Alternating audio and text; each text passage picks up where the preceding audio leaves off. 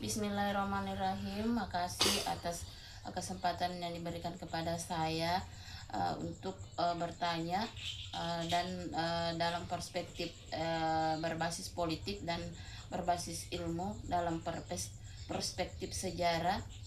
Begini pertanyaannya Pak Ustadz, apa dampak negatif apabila kita melakukan dakwah politik pada umat dan Islam, dan apa solusinya agar umat non Islam bisa masuk Islam dengan cara yang baik? Mungkin ini pertanyaan saya, dan saya berharap Pak Ustadz bisa menjawabnya dengan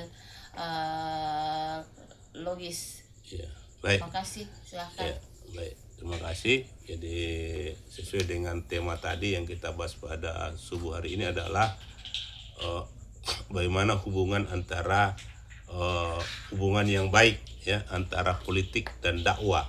Apakah dakwah politik atau dakwah ilmu? Nah, kita dalam konteks ini kita melihat fakta-fakta sejarah ya, bahwa saya ingin kembali dulu ke zaman Nabi. Pada zaman Nabi itu orang Yaman termasuk salah satu orang yang pertama ya, termasuk orang yang pertama masuk Islam ya. Tadi waktu di Makkah sudah ada. Nah, ternyata di sini salah satunya adalah di situ Nabi tidak mengutus pasukan ke Yaman ya, atau pasukan militer ya, tetapi Nabi mengutus Mu'adz bin Jabal ya, Mu'adz bin Jabal ya sebagai guru agama. Nah, jadi di sini kita melihat bahwa Nabi tidak menyerang Yaman, tetapi Nabi mengutus Mu'adz bin Jabal berserta rombongan untuk mengajarkan agama Islam ke Yaman. Tetapi dalam kasus ini itu atas inisiatif orang Yaman. Jadi orang Yaman tertarik dengan Islam, kemudian dia belajar agama dan meminta kepada Nabi untuk mengutus sekelompok orang Islam. Nah, sehingga dalam sejarah kita tidak melihat adanya serangan militer kepada orang Yaman, karena orang Yaman sudah menerima Islam lebih awal, sadar lebih awal begitu ya. Beda dengan Persia ya, beda dengan Persia begitu.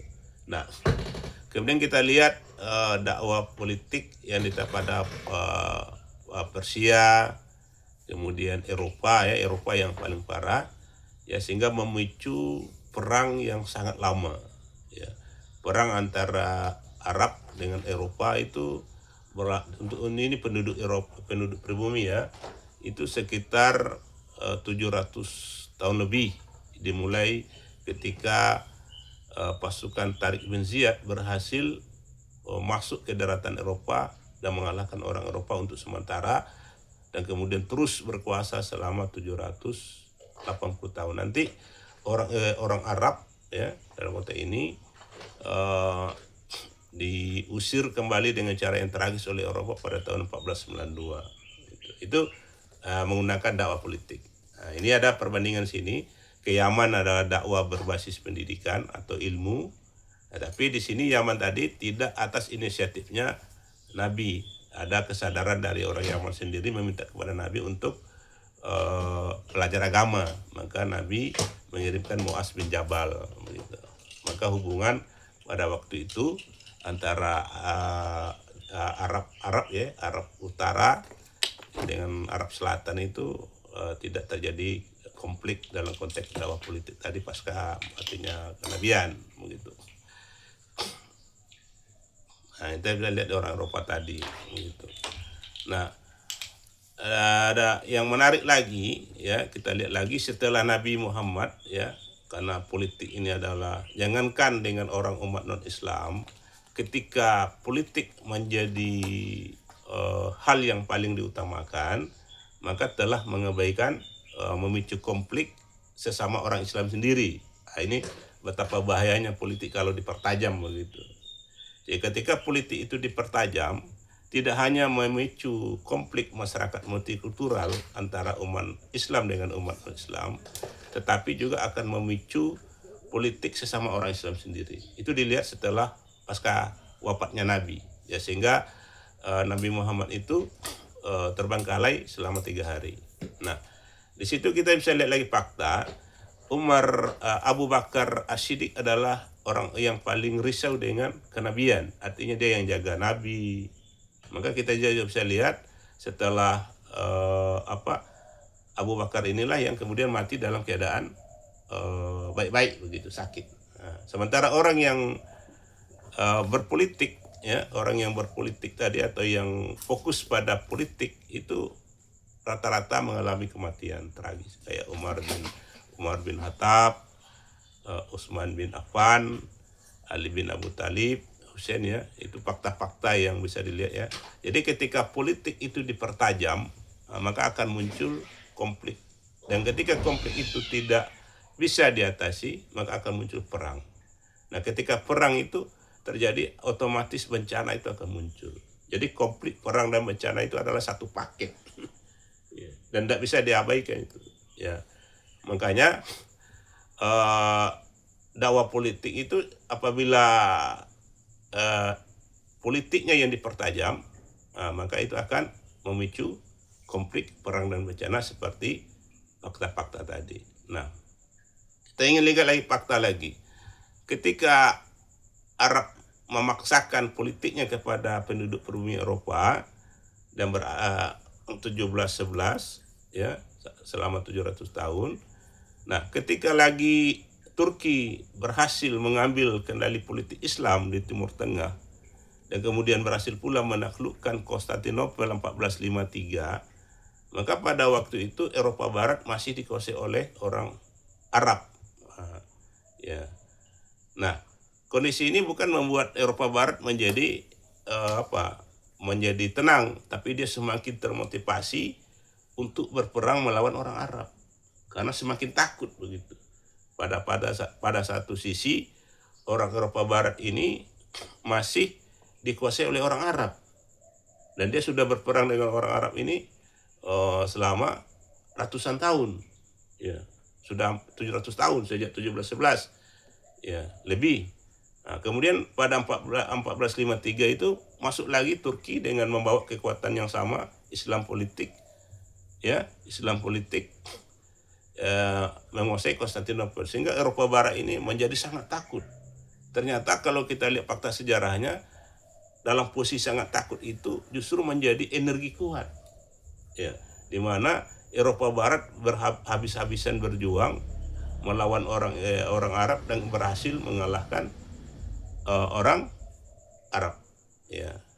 Dan setelah berhasil mengalahkan orang Arab pada 1492, maka orang Eropa tadi bukannya lagi mau berperang melawan Turki, kan dekat saja itu antara Eropa Barat dan Eropa, tapi dia lebih baik memilih mengarungi laut yang begitu jauh untuk sampai ke Indonesia. Ya. Dia lebih baik mengarungi laut daripada mengambil alih kembali Konstantinopel atau Alexandria, ya. Dan lebih baik mengalah, ya, kemudian mencari jalan baru yang begitu rumit, begitu kompleks, tetapi ya di balik mengalahnya ini justru membawa bencana lagi.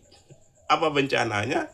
Ya, kita penduduk perbumi yang ada di Afrika Selatan, di Asia, di Australia, di Amerika menjadi sasaran baru daripada orang Eropa yang seharusnya tidak perlu. Itu. Tidak perlu, seharusnya tidak perlu itu. Yang lebih beratnya lagi, dia orang Eropa ini otomatis membawa Kristen, membawa penjajahan, membawa Islamofobia. Karena mereka ini, Eropa Barat ini sudah berperang habis-habisan selama 700 tahun lebih dengan Arab. Nah, kemudian masuk Turki 1453 membuat dia semakin takut. Karena bajunya sama, kopiahnya sama, pedangnya sama, hanya orangnya aja beda. Maka fakta sejarah memperlihatkan, ya, ketika Eropa Barat berhasil mengalahkan Arab 1492, orang Eropa itu tidak pernah lagi berpikir untuk menguasai Konstantinopel yang jaraknya cuma tidak jauh, tapi dia mau berjuang habis-habisan, mati-matian, dan betul banyak mati di lautan untuk bisa sampai di dunia timur. Kenapa? Dia sudah sangat takut, ya. Dia bilang ini manusia seperti apa ini, begitu. Tetapi di baliknya itu memberi dampak yang sangat buruk kepada seluruh penduduk pribumi yang ada di Afrika Selatan, di Asia, ya. Asia itu Asia Selatan, Asia Tenggara kita ini, Asia Timur, Australia, Amerika, habis itu dibawa semua oleh orang Eropa tadi. Nah, orang Eropa tadi ini bukannya dia mau keluar karena terpaksa, takut, karena mau hidup. Itu. Nah, ini dampak daripada kalau dakwah politik itu dipertajam. Betul-betul kacau satu dunia. Nah, ketika orang Eropa ini keluar, otomatis dia membawa misi sesuai dengan keadaannya sendiri. Pertama, dia orang Kristen, otomatis dia menyebarkan Kristen. Yang kedua, dia belum tahu agama yang normal, ya otomatis dia menjajah. Yang ketiga, karena dia sudah menderita Islamofobia, ya maka Islamofobia. Maka ketika orang Eropa keluar dari sarangnya karena terpaksa, karena tidak trauma dengan Islam politik, maka dia membawa 3 hal. Dan ketiga-tiganya itu tidak membawa kebaikan bagi penduduk pribumi dimanapun, kecuali saingnya saja. Itu pun masih perlu diperbaiki. Apa itu? Itu tadi kristenisasi global, kolonialisme global, dan Islamofobia global sampai hari ini. Nah itu contohnya ya, dapat. Nah sekarang sama kasusnya ya tadi ini sekarang kita bagaimana metode mengatasinya? Metode mengatasinya kalau dengan fakta sejarah kita bisa lihat ketika orang Eropa masuk di Asia Tenggara, maka Bandar Melaka adalah Kesultanan Melaka adalah kesultanan pertama yang berhasil dihancurkan oleh orang Portugis pada 1511. Nah, setelah Malaka itu hancur, maka muncullah Kesultanan Aceh. Nah, ini yang kita ingin lihat solusinya ya. Setelah Kesultanan Aceh berjaya, maka ketika dia melihat ulama-ulama Minang itu berpotensi ya dari segi ilmu, maka Kesultanan Aceh ini tidak melakukan proses dakwah politik atau militer kepada orang pribumi, ya tidak. Dia hanya melakukan perang melawan Portugis, tapi orang pribumi tidak. Orang Aceh melakukan dakwah politiknya dengan mengirimkan rombongan seperti yang dilakukan oleh Nabi ke Yaman begitu. Nah, tapi ini bukan atas permintaan pribumi, tapi atas permintaan kesadaran orang Aceh tadi, ya. Nah, sehingga orang Aceh pada waktu itu mengutus para ulama-ulama Minang yang mau korban, yang mau serius dalam bidang ilmu, maka diutuslah. Maka sejak itu kita kalau di Sulawesi Selatan kenalan namanya Datuk Ribandang, Datuk Sulaiman, ya, kemudian Datuk Ritiro. Nah, hasilnya kita lihat. Nah, ketika penduduk pribumi atau pemimpin pribumi didekati dengan dakwah berbasis ilmu, maka ya dalam waktu yang sama ya kita bisa lihat hasilnya, maka Aceh bisa membantu masyarakat pemimpin para pemimpin dan para masyarakat di Indonesia Timur gitu. Itu contohnya. Karena dia tidak mengirimkan pasukan militer, tetapi yang dia kirim adalah orang-orang yang ahli, yang bisa memahami kondisi-kondisi lokal dengan ilmu yang dia miliki, kemudian bisa membantu meyakinkan para pemimpin masyarakat lokal untuk menerima Islam. Sehingga dengan demikian terjadilah Islamisasi dalam waktu yang sangat singkat. Padahal pada waktu itu di Indonesia itu sudah berkembang kristenisasi. Itu sudah berkembang kristenisasi, kan sudah masuk. Nah itu.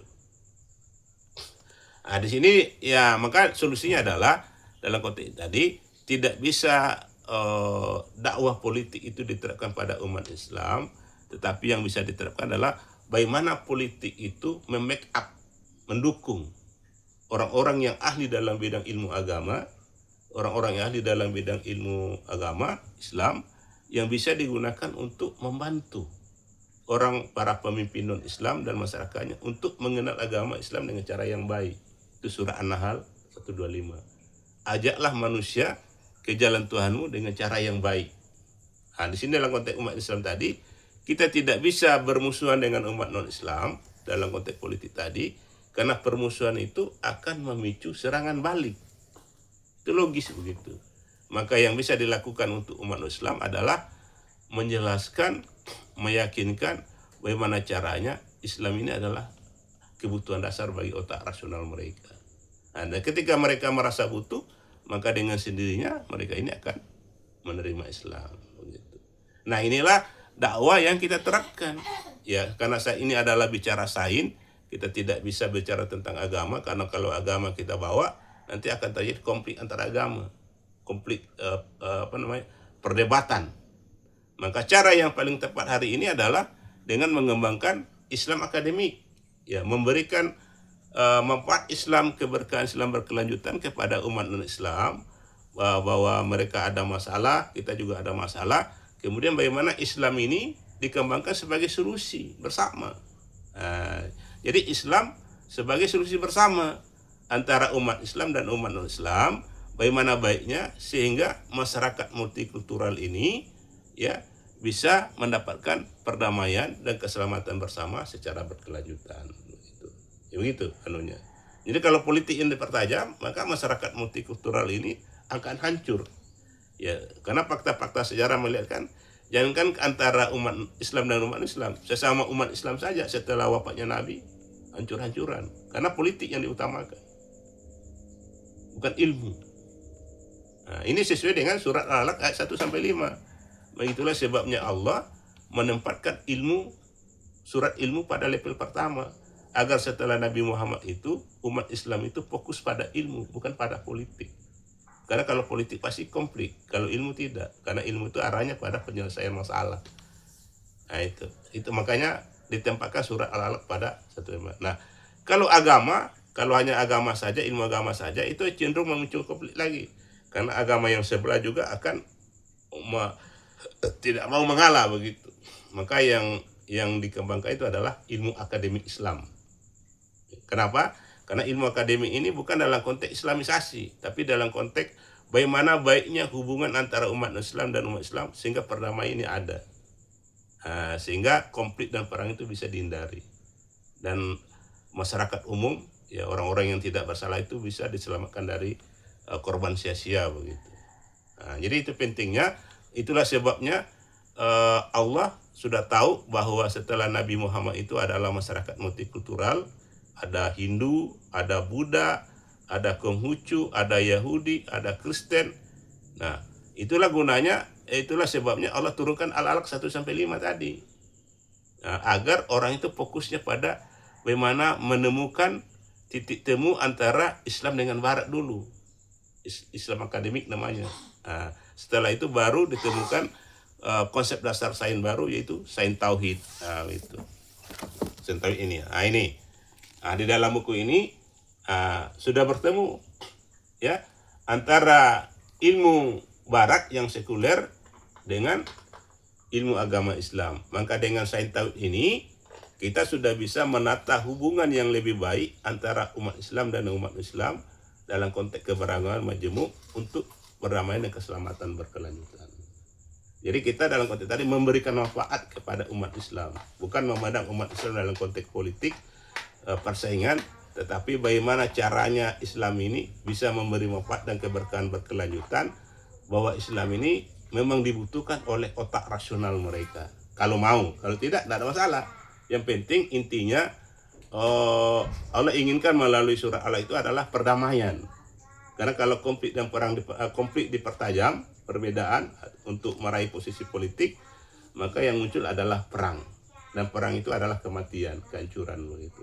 Nah, itu tidak sesuai dengan misi penciptaan dasar manusia sesuai dengan surah Al-Baqarah ayat 30. Allah itu inginkan bagaimana manusia itu bisa menggunakan nalar rasionalnya untuk menata bumi dengan sehat, bersahabat dan berkelanjutan. Sehingga konflik dan perang itu bisa dihindari. Ketika konflik dan perang bisa dihindari, maka bencana bisa dihindari. Terutama bagi kaum ibu dan anak, atau seperti saya ini orang sakit begitu, tidak bisa terlalu banyak apa, itu akan bisa diselamatkan. Tapi kalau konflik dan perang dipertajam, maka bukannya orang sakit, banyak sekali yang mati seperti yang terjadi di berbagai tempat begitu. Nah inilah jadi kalau dakwah politik itu dipertajam, maka akan memicu umat Islam takut karena orang tidak mau dikuasai. Nah, maka yang solusinya adalah politik Islam harus mendukung ilmuwan Islam yang bisa digunakan untuk membantu umat non-Islam untuk mendapatkan suatu penjelasan bahwa Islam itu adalah mereka butuhkan. Ketika merasa butuh, maka Islam ini akan diterima dengan baik, dengan sukarela seperti yang dilakukan oleh para pemimpin dan masyarakat Indonesia Timur ketika Aceh mengutus para ulama Minang dalam konteks untuk memberikan pengajaran keyakinan dengan cara yang baik, sehingga mereka yakin bahwa Islam itu memang mereka butuhkan.